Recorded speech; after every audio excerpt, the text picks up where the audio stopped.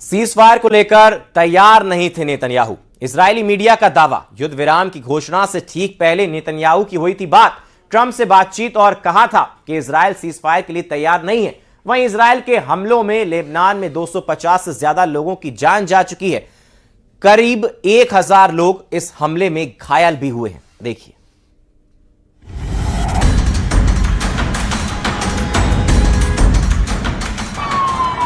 Lebanon की राजधानी Beirut बर्बाद हो रही है।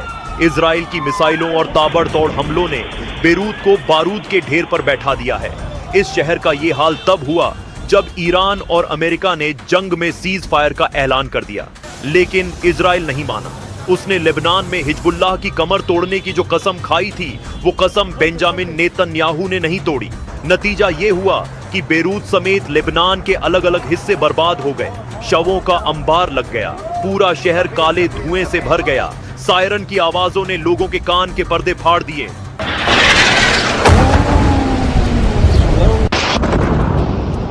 बेरूत में हिजबुल्लाह के ठिकानों को निशाना बनाने वाली इजराइल की मिसाइलें आंधी की तरह आईं और एक जोरदार धमाके में सब कुछ दहला दिया। बेरूत से आई ये तस्वीर बेहद खौफनाक थी, क्योंकि इमारत से मिसाइल टकराते ही जोरदार आवाज हुई और देखते ही देखते इमारत जमीन पर गिर गई।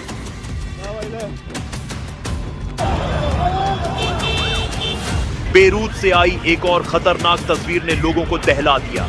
इजराइल के हमले के साथ ही एक दुकान के अंदर अफरा तफरी मच गई। सब कुछ हिलने लगा। ऐसा लगा जैसे भूकंप आ गया हो। लोग इधर उधर छिपने की जगह ढूंढने लगे और धीरे धीरे पूरी दुकान में धूल और धुएं का गुब्बार भर गया। बेरूत के कुला इलाके से तो और भी खतरनाक तस्वीरें सामने आईं।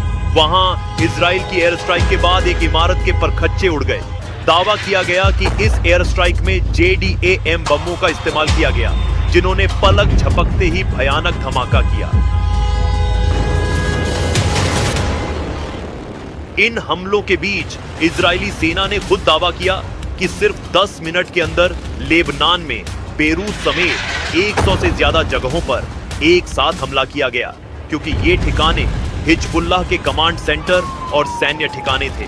यानी ऐसे माहौल में जब कुछ ही घंटों में अमेरिका और ईरान बातचीत की टेबल पर साथ आने वाले हैं, उधर बेंजामिन नेतन्याहू लेबनान में तबाही मचा रहे हैं, क्योंकि उन्होंने साफ कर दिया है कि लेबनान सीज फायर का हिस्सा नहीं है।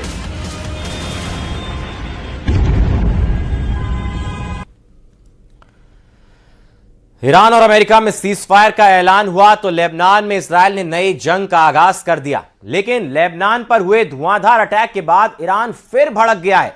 ईरान ने एक बार फिर हार्मोज गलियारे को बंद कर दिया है। इस तनातनी के बाद अब सवाल उठ रहे हैं कि सीज फायर की शर्तें कितने दिन तक टिकेंगी। देखिए।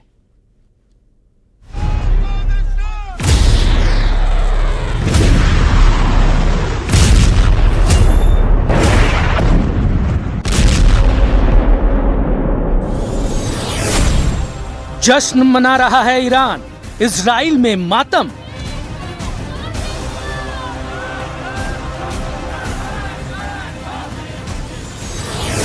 ट्रंप का वादा नेतन्याहू तोड़ेंगे।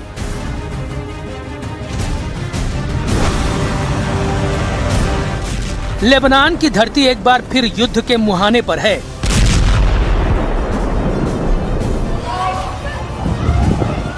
सीज फायर के बाद भी इजराइल रुकने को तैयार नहीं, तो दूसरी तरफ हिजबुल्लाह भी बदले की आग में लगातार हमले कर रहा है।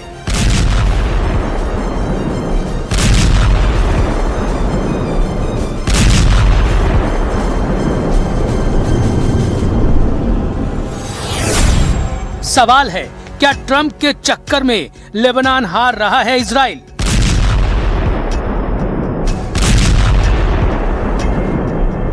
सीज फायर के बाद भी क्यों हमला कर रहा है इजराइल? इस जंग में क्या है हिजबुल्लाह की भूमिका? क्या लेबनान पर अटक गई है ईरान की शर्त? इजराइल के प्रधानमंत्री नेतन्याहू ने साफ कहा है कि यूएस ईरान के बीच 2 हफ्ते का सीज फायर लेबनान पर लागू नहीं होता। इसके जवाब में ईरान ने कहा कि तेहरान किसी भी डील को तभी स्वीकार करेगा जब इजराइल लेबनान पर हमले रोक दे।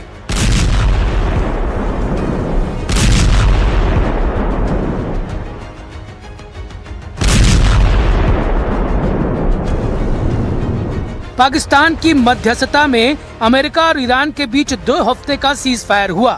डील के तहत सीज फायर को सभी फ्रंट पर लागू करने का फैसला लिया गया, जिसमें लेबनान भी शामिल है। लेकिन नेतन्याहू ने लेबनान पर हमला रोकने से इनकार कर दिया। उधर हिजबुल्लाह ने ऐलान कर दिया कि अगर इजराइल ने हमला किया तो वो जवाब देने से नहीं रुकेगा, लेकिन इजराइल की तरफ से हमले नहीं रुके।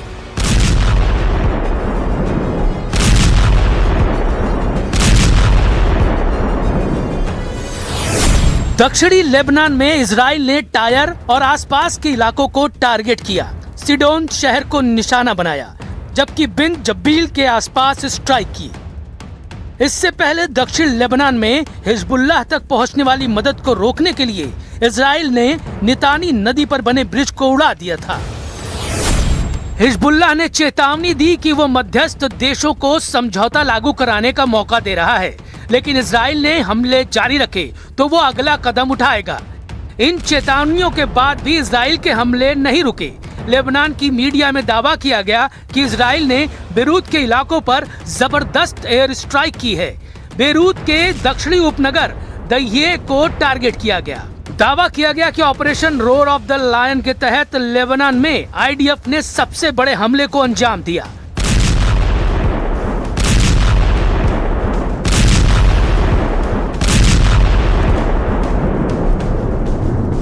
מהלומת פתע מאות מחבלי חיזבאללה במפקדות ברחבי לבנון.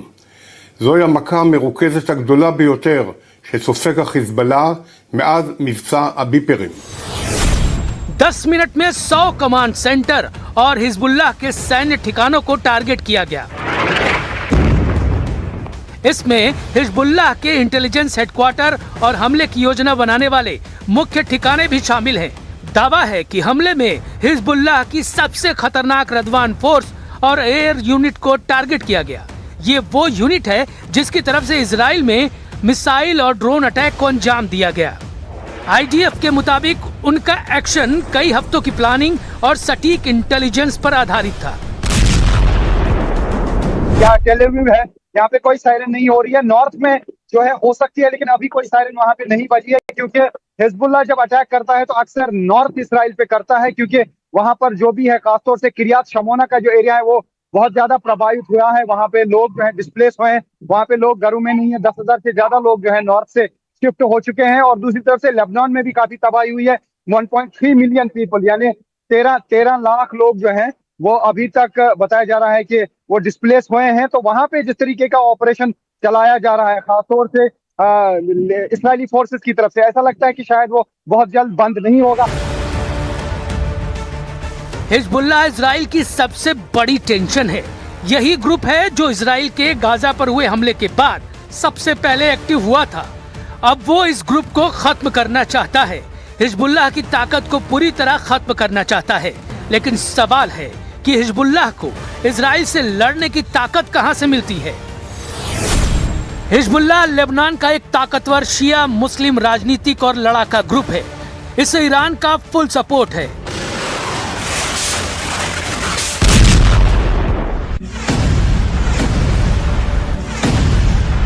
And if the Israeli attacks continue against Lebanon, I'm sure it would complicate the situation and it would have some consequences. And we hope that everybody would observe the ceasefire in all its terms and aspects. Israel का दावा है कि वो आत्मरक्षा की लड़ाई लड़ रहा है। इजराइल ने हिजबुल्लाह को ईरान का प्रॉक्सी बताते हुए अपनी सुरक्षा के लिए खतरा बता दिया है। 2024 के सीज फायर के बावजूद हिजबुल्लाह ने हथियार जमा किए और फिर खड़ा हो गया। हिजबुल्लाह ने मार्च में रॉकेट दागकर इजराइल को दोबारा जंग में घसीट लिया। इजराइल का इरादा हिजबुल्लाह को पूरी तरह से हथियार विहीन करना है और यही वजह है कि इजराइल हिजबुल्लाह के rocket stock, command centre, financial network पर टूटा पड़ा है। इजराइल दक्षिणी लेबनान में सिक्योरिटी बफर जोन बनाना चाहता है ताकि 8 अक्टूबर 2023 जैसी स्थिति पैदा ना हो।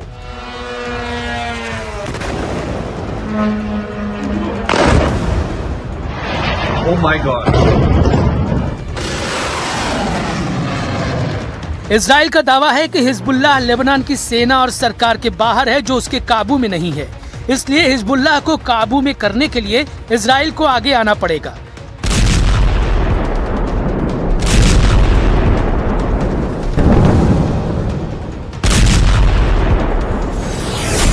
इजराइल ने अब तक हिजबुल्लाह के 3500 से ज्यादा टारगेट्स पर हमले किए हैं, जबकि 1000 से ज्यादा हिजबुल्लाह लड़ाकों को मारने का दावा किया है। इजराइल ने दक्षिणी लेबनान में कब्जे की लड़ाई को जारी रखने का ऐलान किया है। उधर हिजबुल्लाह ने भी अपना स्टैंड एकदम क्लियर कर दिया है। उसने कहा है कि वो ईरान का बदला ले रहा है।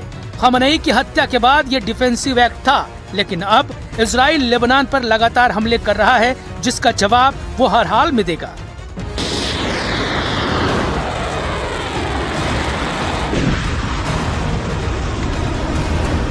उधर सीज फायर के ऐलान के तुरंत बाद बहरीन के मनामा धमाके की आवाज सुनी गई। ईरानी ड्रोन अटैक की वजह से मनामा के पास सित्रा आइलैंड में आग लगी और धुआं उठने लगा। बहरीन ने इसे ईरान का युद्ध अपराध बताया और दावा किया कि सीज फायर के बाद भी उनकी जमीन पर हमला हुआ। दावा है कि सीज फायर के बाद भी गल्फ में 2 जगह ईरान ने टारगेट किया। बहरीन में मनामा और सऊदी अरब में जुबैल पेट्रोकेमिकल कॉम्प्लेक्स पर ड्रोन अटैक हुए। गल्फ में हमलों के बाद सवाल और बड़े हो गए हैं। क्या ईरान सीज फायर का पालन कर रहा है या बैकडोर से जंग जारी है? बहरीन और सऊदी अरब ने साफ आरोप लगाया है कि सीज फायर के बावजूद उसकी जमीन पर हमला हुआ। यानी एक तरफ बातचीत, दूसरी तरफ ड्रोन और मिसाइल। अब आते हैं सबसे अहम सवाल पर। क्या ये पूरी कहानी ट्रंप के प्लान से जुड़ी है? ट्रंप ने दावा किया था कि 2 हफ्ते में हालात कंट्रोल में होंगे, लेकिन जमीन पर जंग फैलती गई। इजराइल सीज फायर नहीं मान रहा, ईरान शर्तें जोड़ रहा है और हिजबुल्लाह हमले आगे बढ़ा रहा है। तो सवाल है कि क्या ट्रंप का प्लान फेल हो गया? और यहीं पर एंट्री होती है बेंयामिन नेतन्याहू की। नेतन्याहू साफ कर चुके हैं कि लेबनान पर सीज फायर लागू नहीं होता। मतलब इजराइल इस जंग को अपनी शर्तों पर लड़ रहा है। उसका फोकस क्लियर है, हिजबुल्लाह खत्म करो, बॉर्डर सिक्योर करो और ईरान के नेटवर्क को तोड़ो। लेकिन असली खेल इससे भी बड़ा है। ये सिर्फ इजराइल वर्सेस हिजबुल्लाह नहीं है, ये इजराइल वर्सेस ईरान है, ये अमेरिका वर्सेस ईरान है और ये मिडिल ईस्ट की पावर स्ट्रगल है, जहां हर देश अपने अपने मोहरे चला रहा है। इससे बड़ा खतरा अब ये है कि अगर हिजबुल्लाह फुल स्केल वॉर में उतरता है या ईरान सीधे मैदान में आता है, तो ये लड़ाई पूरे मिडिल ईस्ट को जला सकती है। और इस जंग की सबसे बड़ी कीमत लेबनान के आम लोग चुका रहे हैं। शहर खाली हो रहे हैं, घर मलबे में बदल रहे हैं। वहीं इजराइल में भी सायरन, बंकर और डर का माहौल है। अब सबसे बड़ा सवाल है कि क्या इजराइल जानबूझकर जंग बढ़ा रहा है? क्या हिजबुल्लाह सिर्फ ईरान का हथियार है? और क्या सीज फायर सिर्फ दिखावा है? सीज फायर के बाद भी अगर मिसाइलें चल रही हैं, तो ये साफ है कि जंग रुकी नहीं है, बस उसका नाम बदल गया है। और अब सवाल ये है कि क्या ये लड़ाई यहीं रुकेगी या मिडिल ईस्ट एक और बड़ी जंग की तरफ बढ़ रहा है?